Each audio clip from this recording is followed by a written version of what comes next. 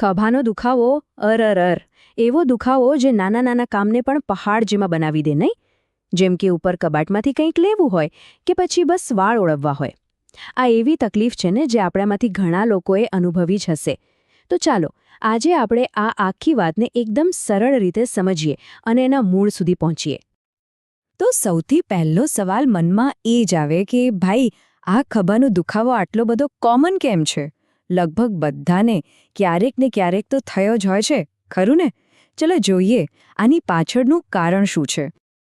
વેલ, આનો જવાબ છે ને એ ખભાની અનોખી બનાવટમાં જ છુપાયેલો છે. જો આપણો ખભો એ શરીરનો સૌથી વધુ ફ્લેક્સિબલ એટલે કે ગતિશીલ સાંધો છે. એ આપણને હાથને કોઈપણ દિશામાં ફેરવવાની છૂટ આપે છે. પણ આ જ એની સુપરપાવર છે અને આ જ એની નબળાઈ. કારણ કે જેટલી વધુ ફ્લેક્સિબિલિટી એટલી ઓછી સ્ટેબિલિટી, અને એટલે જ એને ઈજા થવાનું જોખમ પણ વધી જાય છે. તો આજે આપણે આખી વાતને સ્ટેપ બાય સ્ટેપ સમજીશું. આપણે જોઈશું કે આ દુખાવો થાય છે કેમ, એના લક્ષણો અને ડાયગ્નોસિસ શું છે, કયા કયા ટ્રીટમેન્ટ ઓપ્શન્સ છે, અને હા, સૌથી અગત્યનું, આને થતો અટકાવવા શું કરી શકાય.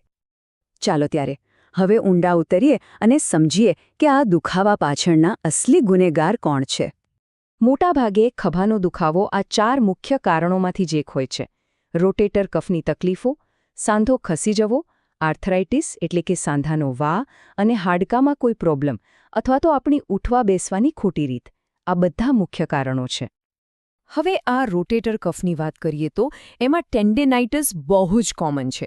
આમાં શું થાય કે જે સ્નાયુઓને હાડકા સાથે જોડે છે ને એ ટેન્ડન્સમાં સોજો આવી જાય. આવું ક્યારે થાય? જ્યારે આપણે વારંવાર હાથ માથા ઉપર લઈ જઈએ.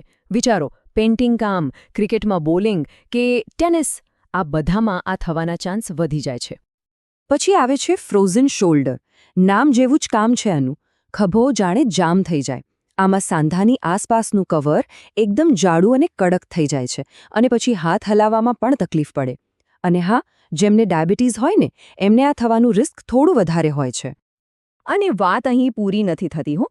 આ સિવાય પણ ઘણા કારણો છે, જેમ કે બર્સાઇટિસ, જેમાં સાંધાની કુશન જેવી કોથળીઓમાં સોજો આવી જાય, રોટેટર કફનું ફાટી જવું, ઓસ્ટિયોઆર્થરાઇટિસ, જે ઉંમર સાથે થતો ઘસારો છે, અને ઇમ્પિંજમેન્ટ સિન્ડ્રોમ, જેમાં ટેન્ડન્સ હાડકા વચ્ચે પિંચ થાય છે એટલે કે દબાય છે.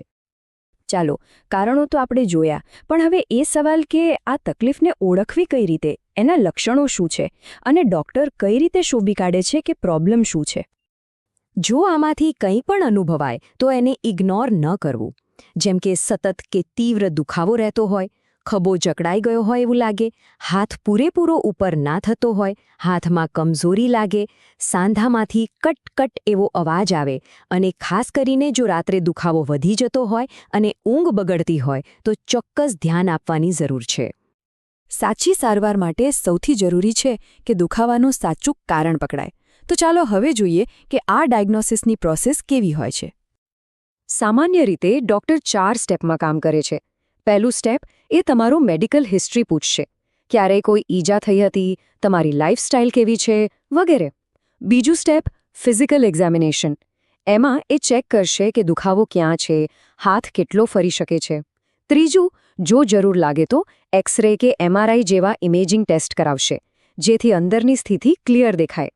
અને ચોથું, ક્યારેક બીજા કોઈ ખાસ ટેસ્ટની પણ જરૂર પડી શકે છે. હવે આ ઇમેજિંગ ટેસ્ટને જરા સમજીએ. દરેક ટેસ્ટનું કામ અલગ છે.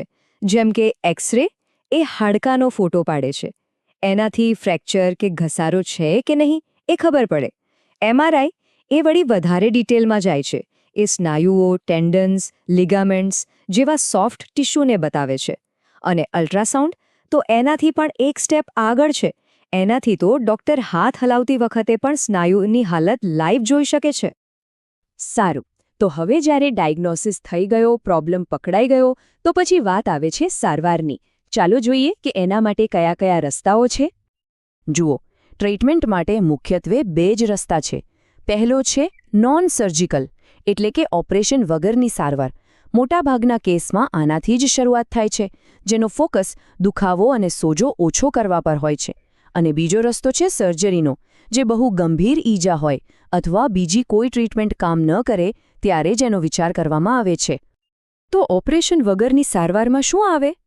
સૌથી પહેલાં તો આરામ અને એવી પ્રવૃત્તિઓથી દૂર રહેવું જેનાથી દુખાવો વધે. પછી આવે છે સોજો ઓછો કરવાની દવાઓ. ક્યારેક વધારે દુખાવો હોય તો ડૉક્ટર ઇન્જેક્શન પણ આપી શકે છે. અને હા, ઘરે ગરમ કે ઠંડા પાણીનો શેક કરવાથી પણ ઘણી રાહત મળે છે. અને એક વાત ખાસ યાદ રાખજો, ફિઝિયોથેરેપી આ કોઈ ઓપ્શનલ વસ્તુ નથી. આ રિકવરીનો સૌથી મહત્વનો ભાગ છે. એ જ ખભાને ફરીથી તાકાત, લવચિકતા અને એની નોર્મલ રેન્જ ઓફ મોશન પાછી અપાવે છે. તો ફિઝિયોથેરાપીમાં શું હોય? એમાં સ્ટ્રેચિંગ કરાવે, જેથી ખભાની જડતા ઓછી થાય અને મોબિલિટી વધે. પછી રેઝિસ્ટન્સ બેન્ડ જેવી વસ્તુઓથી સ્નાયુઓને મજબૂત કરવાની કસરતો કરાવે. આપણા ઉઠવા બેસવાની ખોટી આદતો એટલે કે પોસ્ચરને સુધારવા પર કામ કરે. અને હા, થેરેપિસ્ટ પોતાના હાથથી પણ કેટલીક ટેકનિક્સનો ઉપયોગ કરે છે, જેને મેન્યુઅલ થેરેપી કહેવાય છે. સારું, સારવારની વાત તો થઈ, પણ એવું કંઈક કરી શકાય કે આ દુખાવો થાય જ નહીં? બિલકુલ. ચાલો હવે જોઈએ કે આને રોકવા માટે અને ઘરે જ નાની મોટી તકલીફમાં શું ઉપાય કરી શકાય. જો દુખાવો હળવો હોય કે હમણાં જ કોઈ ઈજા થઈ હોય તો પ્રાથમિક સારવાર માટે એક ખૂબ જ કામનો અને સરળ નિયમ છે. એને કહેવાય છે RICE મેથડ. યાદ રાખવામાં પણ એકદમ સહેલો. R એટલે રેસ્ટ એટલે કે આરામ કરો. I એટલે આઈસ એટલે કે એ જગ્યા પર 15-20 મિનિટ માટે બરફ લગાવો. C એટલે કમ્પ્રેશન મતલબ કે સપોર્ટ માટે હળવો પાટો બાંધો. અને E એટલે એલિવેશન એટલે કે જો સોજો હોય તો ખભાને હૃદય કરતાં થોડો ઊંચો રાખો. આ 4 સ્ટેપ્સ તરત જ રાહત આપવામાં મદદ કરે છે. અને દુખાવો પાછો ન આવે એના માટે થોડી સારી આદતો પાડવી બહુ જરૂરી છે. જેમ કે નિયમિત કસરત કરો જેથી સ્નાયુઓ મજબૂત રહે. કોઈપણ રમત કે ભારે કામ પહેલાં વોર્મઅપ કરવાનું ભૂલશો નહીં. વજન ઉપાડવાની સાચી ટેકનિક વાપરો. એકનું એક કામ વારંવાર કરતા હો તો વચ્ચે વચ્ચે બ્રેક લો. અને હા, તમારું પોસ્ચર એટલે કે ઉઠવા બેસવાની રીત એ હંમેશા સાચી રાખો. પણ એક બહુ જ અગત્યનો સવાલ, ક્યારે સમજવું કે હવે ઘરેલું ઉપચાર બસ થયા અને ડૉક્ટર પાસે જવું જ પડશે? આ છે એ રેડ ફ્લેગ્સ એટલે કે ખતરાની નિશાનીઓ, જેને બિલકુલ નજરઅંદાજ ન કરવી જોઈએ.